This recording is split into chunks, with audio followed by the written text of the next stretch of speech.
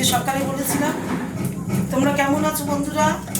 আমি তো এই যে সকালে বলে দুপুরবেলা বলেছিলাম যখন ভিডিও করি যে আমি এই বেলাতে কিছু রান্না করতে পারলাম না, বিকেলে সয়াবিন করবো, সে আলুর দম করবো। এবার আলুর দম না, সকালে একটু আলুর দম করেছিলাম, আলু ছিল না বলে যেটুকানি ছিল সেইটুকানি। এবার আমার ছেলেটা বলেছে আজকে সয়াবিন করতে হবে তোমাকে, ও আলুর দম খাইনি, ও আলুর দম পছন্দ করে না। এই দেখো এখন আমি এই যে সোয়াবিন, এই দেখো সোয়াবিন আলু, এই যে এখানে সোয়াবিন সেদ্ধ করে রেখেছি। এই দেখো এখানে আমি আর সোয়াবিন সেদ্ধ করে নিয়েছি, এখন সোয়াবিন করছি। কত রাত্রি হয়েছে বলো?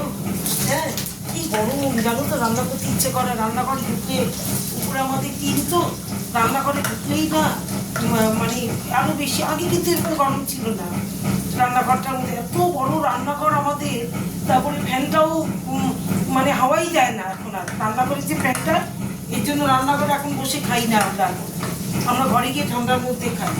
এখন মানে বিরক্ত লাগে, আমরা টেবিলে খাই না, টেবিল তো রান্না করি। হ্যাঁ, টেবিলে খেতে পারছি না এখন আর গরমে, কারণ ফ্যানের হাওয়াটা গায়েই লাগছে না রান্না করে। আর দেখো এই যে এখন আমি সোয়াবিন করবো, ভাত হয়ে গেছে, বিকেলে ভাত হয়ে গেছে। এবার ডালও করেছি, আবার নতুন করে আম দিয়ে ডাল করেছি।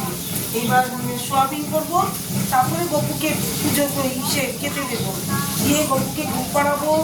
তারপরে আমি ছেলেকে খেতে দেবো, মাকে খেতে দেবো, ছেলেকে খেতে দেবো, দিয়ে তারপরে আমরা খাবো পরে। আমাদের খেতে খেতে রাত্রি 1টা, রোজ রোজ রাত্রি 1টার থেকে 1টার সময় মানে থালা নিয়ে বসি, ভাতের থালা নিয়ে। তারপরে খেতে খেতে দেখি, তারপরে বাসন মাজা থাকে, খাওয়া হয়ে গেলে পরে বাসন মাজা, কত কাজ থাকে। মানে যতক্ষণ চোখ খোলা থাকে ততক্ষণ কাজ, বুঝতে পারছো? রাত্রি আমরা লাস্ট স্নান করি রাত্রিবেলায়, রাত্রি 3টের সময় স্নান করি, মানে গা ধুই। আবার রাত্রিবেলায় লাস্ট স্নান ওইটা আমাদের, রাত্রি 3টে। তারপরে ওই স্নানটা করে তারপর আমরা শুতে যাই 3টের সময়, মানে সব কাজ কমপ্লিট করে। আর কি তোমাদের নিশ্চয়ই তোমরা খেতে অনেকেই তো 8:30 9টার মধ্যে খাওয়াই যায় রাতের খাবারটা। আমাদের দেরি হয়, আমি তো বলি রাতে 1টা 8টার সময় খাওয়া নিয়ে বলি।